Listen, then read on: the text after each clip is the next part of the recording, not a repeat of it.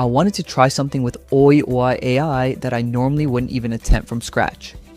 I gave it a simple story idea and thought, okay, let's see what happens if I don't do all the animation work myself.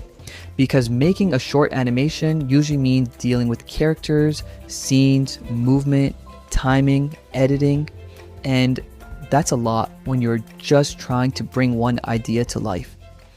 What surprised me first was how quickly you can get something to look like an actual animated scene.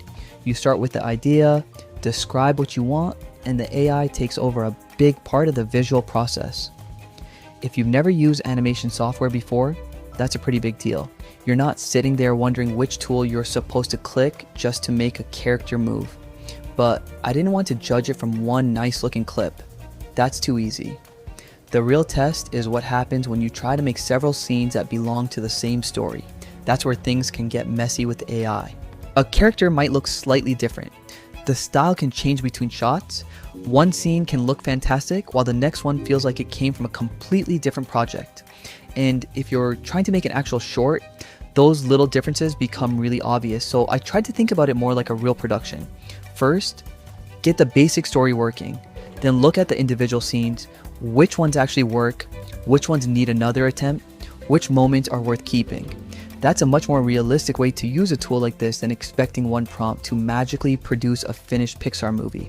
And that's actually where I see the value. OiiOii AI can lower the barrier to experimenting with animation.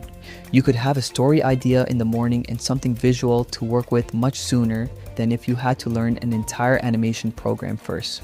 For a YouTube creator, that could mean animated shorts or story videos. For a freelancer, it could mean creating a quick concept for a client. And for a startup, it could be a way to explain an idea without immediately paying for a full animation production. Would I hand it one prompt and expect a perfect finished short? No. Would I use it to turn an idea that would probably stay stuck in my head into something I can actually see? Yeah. And that's the part I find most useful. Because the biggest advantage here isn't replacing every animator. It's making animation something more people can actually experiment with. So now I'm curious, if you could make one animated short today, what would it be about? Comment below and give me the weirdest, funniest, or coolest idea you've got.